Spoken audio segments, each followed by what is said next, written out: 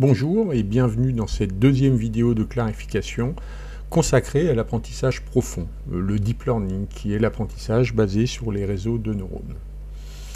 Alors nous avons indiqué précédemment, et on le voit sur le schéma, que le deep learning est un type particulier de machine learning. Alors ce qui formellement est vrai. Cependant, l'usage a retenu que le deep learning désigne exclusivement les modèles d'apprentissage basés sur les réseaux de neurones. Et pour le différencier, le machine learning désignera désormais tous les autres modèles d'apprentissage. Le machine learning désigne les modèles qui ne sont pas basés sur les réseaux de neurones. Et donc, ce qu'il faut bien retenir, deep learning désigne des modèles avec des réseaux de neurones, machine learning désigne des modèles sans réseau de neurones.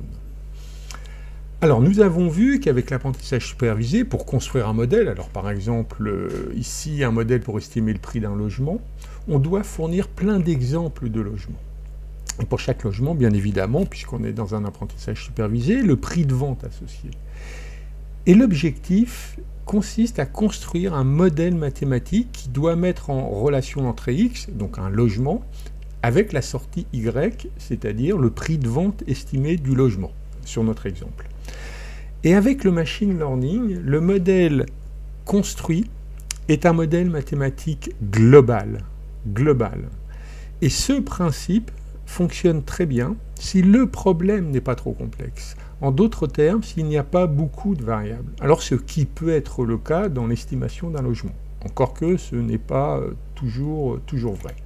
Mais lorsque le problème est très complexe, avec beaucoup de variables, par exemple pour reconnaître un visage, analyser du contenu vidéo, établir un diagnostic médical ou encore détecter des intrusions malveillantes, eh bien dans toutes ces situations, il est quasi impossible d'apprendre un modèle mathématique global. Il faut procéder autrement. Alors comment ?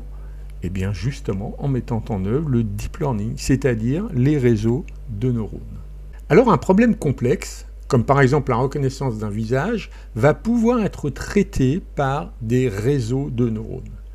Alors l'idée derrière est la suivante. Plutôt que de construire, comme précédemment, un seul gros modèle mathématique très complexe, le réseau de neurones va construire une grande quantité, voire une gigantesque quantité de tout petits modèles mathématiques extrêmement simples, et il va les faire communiquer entre eux. Alors un petit modèle mathématique est représenté par un neurone, donc un cercle sur le schéma, et la communication entre deux neurones est effectuée par une synapse, un lien sur le schéma. Expliquons très simplement comment cela fonctionne. L'objectif d'un neurone artificiel est de simuler, alors très sommairement il faut bien l'avouer, le fonctionnement d'un neurone biologique représenté ici de façon très simplifiée. Alors on a d'abord les dendrites qui constituent la partie qui va recevoir les signaux des neurones qui lui sont connectés. Le neurone réagit à la réception des signaux en produisant un nouveau signal, lequel est transmis par l'axone aux synapses qui communiquent le signal aux dendrites des neurones connectés. Alors un neurone artificiel est à lui seul, comme nous l'avons précédemment souligné d'ailleurs, un tout petit modèle mathématique, statistique. Et la simulation par un neurone artificiel reprend les trois étapes principales du neurone biologique que nous venons à l'instant de décrire. Alors dans une première étape, on a la réception des valeurs des neurones qui lui sont connectés en entrée. Alors ce qui correspond à la réception des signaux dans un neurone biologique. La deuxième étape consiste en la production de la nouvelle valeur du neurone. C'est la production du signal par le neurone biologique. Alors, pour être précis, s'agissant du neurone artificiel, on parle non pas de production de nouvelles valeurs, mais plutôt de valeurs d'activation du neurone. Et enfin, dans un troisième temps, on a l'envoi de la valeur aux neurones connectés en sortie, ce qui correspond pour le neurone biologique à l'envoi par les synapses du signal aux autres neurones. Un réseau de neurones est donc constitué de toutes petites entités très simples, les neurones, connectées entre elles.